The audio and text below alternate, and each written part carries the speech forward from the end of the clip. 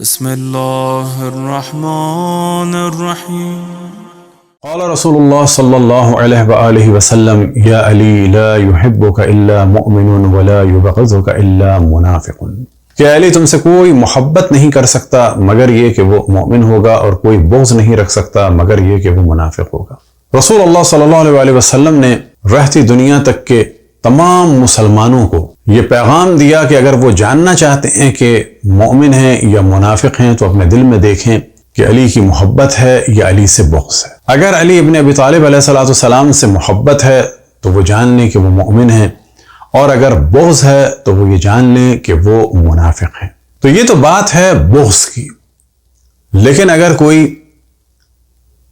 مولا امیر المؤمنین پر لعنتیں بھیجے، انہیں گالیاں دے، وہ بھی آفیشل حکم کے ذریعے سے سالوں، اور پھر جنگ کرے، تو ان لوگوں کے نفاق میں تو شک ہی نہیں ہے. جس طرح سے خداوند تبارک و تعالیٰ کا حکم ہے والدین کے احترام کے لیے وَلَا تَقُلْ لَهُمَا اُفٍّ، کہ ماں باپ سے اف بھی نہ کرو، تو بے حکم اولویت یہ بات واضح ہے ہر عاقل کے لیے کہ جب اف سے منع کیا ہے تو گالیاں تو دینا بطور اولا حرام ہے. تو مولا امیر المومنین کے تو بغض سے روکا ہے، ان کے خلاف تلوار اٹھانا، انہیں گالیاں دینا، اور وہ بھی آفیشلی آرڈر کے تحت ممبروں سے گالیاں دینا،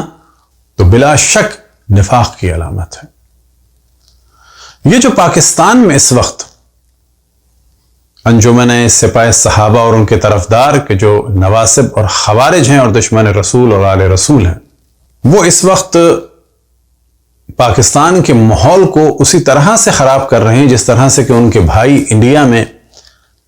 انجمن سپاہ گائے یعنی RSS ماحول کو خراب کر رہے ہیں.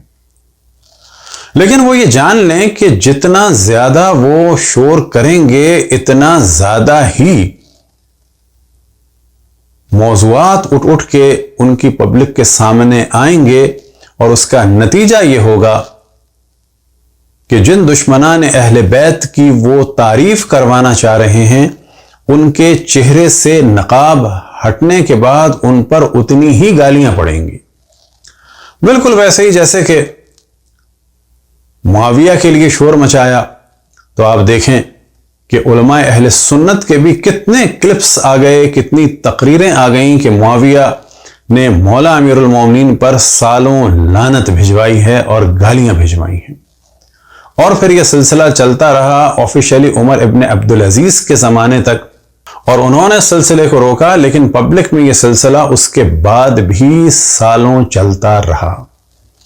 یعنی معاویہ کے چاہنے والوں میں مولا امیر المومنین پر سب و شتم اور لعنتوں کا سلسلہ سالوں چلتا رہا، آفیشلی ختم ہونے کے باوجود بھی. یہ ذمہ داری ہے مولا امیر المومنین کے چاہنے والوں کی کہ خصوصاً علماء اہل سنت کی جو گفتگو ہے معاویہ کے بارے میں، اسے زیادہ سے زیادہ نشر کریں، لوگوں کو آگاہ کریں، انہیں ڈھونڈیں، اور ان پر کوئی پابندی نہ لگائیں، یعنی کاپی رائٹ وغیرہ کی کیفیت نہ ہو. یہ جو پاکستان میں سلسلہ چل رہا ہے شیعوں کے خلاف، کبھی اذان کی مخالفت میں بولا جا رہا ہے، اور اس وقت مولانا سید شہنشاہ حسین نقوی کے خلاف محاذ بنایا جا رہا ہے. تو یہاں پر ہم بتاتے چلیں کہ یہ جو ایشو بنایا جاتا ہے توہین صحابہ اور توہین امہات المومنین کا، تو سب سے پہلے توہین خدا اور توہین رسول اللہ کا ایشو کیوں نہیں بنایا جاتا؟ کیا بہتر نہیں انجمن سپاہ صحابہ کے لیے کہ پہلے ان کتابوں کو بین کریں کہ جن میں رسول اللہ صلی اللہ علیہ وآلہ وسلم کی توہین ہے؟ وہ کتابیں کہ جن کی وجہ سے آج بھی اگر آپ جا کر پوری دنیا میں دیکھیں کہ جہاں جہاں رسول اللہ صلی اللہ علیہ وآلہ وسلم کی توہین ہو رہی ہے، وہ انہی کتابوں کی وجہ سے ہو رہی ہے کہ جن کو مقدس اور صحیح سمجھا جاتا ہے. اور انہی کتابوں کے مطالعے کے بعد انڈیا میں کتاب لکھی گئی تھی کہ جس کا نام لینا بھی توہین محسوس ہوتا ہے، یعنی رنگیلا رسول معاذ اللہ. تو بہتر نہیں پہلے ان کتابوں کو بین کیا جائے، ان پر پابندی لگائی جائے؟ یہ کیا وجہ ہے کہ رسول اللہ صلی اللہ علیہ وسلم کے بارے میں آپ لوگ اتنے سینسٹیو نہیں ہوتے جتنا ان لوگوں کے بارے میں ہوتے ہیں جنہوں نے 2-2 3-3 منٹ یا کچھ دیر رسول اللہ صلی اللہ علیہ وسلم کو دیکھا ہو، حتیٰ اگر کچھ سال بھی دیکھا ہو۔ رسول اللہ صلی اللہ علیہ وسلم کے والد کو کافر کہتے ہیں آپ لوگ، رسول اللہ صلی اللہ علیہ وسلم کی والدہ کو کافر کہتے ہیں آپ لوگ، رسول اللہ صلی اللہ علیہ وسلم کے دادا اور چچا کے جنہوں نے والدین کے بعد ان کو پالا انہیں آپ کافر کہتے ہیں، جن کے صلب مبارک میں یعنی حضرت عبداللہ ابن عبد المطلب علیہ السلام کے صلب مبارک میں رسول اللہ صلی اللہ علیہ وسلم کا نور نبوت 25 سال رہا، انہیں آپ کافر کہیں، جن کے شکم مبارک یعنی حضرت آمنہ بنت وہب صلوات اللہ وسلام علیہا کے جن کے شکم مبارک میں نور رسول اللہ صلی اللہ علیہ وسلم اور جس میں رسول اللہ صلی اللہ علیہ وسلم 9 مہینے رہا، انہیں آپ کافر کہیں، اور جنہوں نے 2-2 منٹ کے لیے دیکھ لیا انہیں آپ اسلام کی اتھارٹی بنائیں۔ یہ کس چیز کی علامت ہے؟ کیا یہ توہین رسالت نہیں؟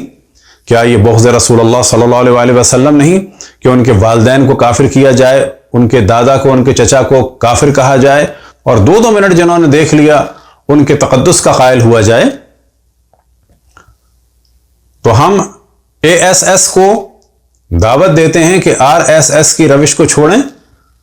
اور اسی ASS کو دعوت دیتے ہیں کہ پہلے آؤ رسول اللہ صلی اللہ علیہ وسلم کے بارے میں جو توہین آمیز روایات ہیں ان کتابوں کو بین کرو،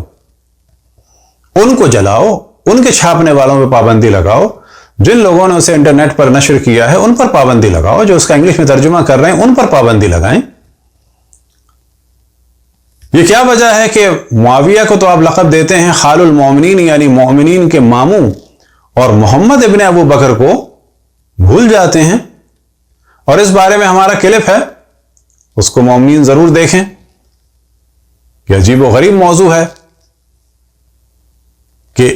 معاویہ صحابی ہو کر ام المومنین کے بھائی کو اور جناب ابو بکر کے بیٹے کو جلوا دیں، اور وہ بھی گدھے کی کھال میں۔ یہ کیا ڈرامہ ہے کہ ایک ماموں نے دوسرے ماموں کو مار دیا؟ اسی طریقے سے ہماری گفتگو ہے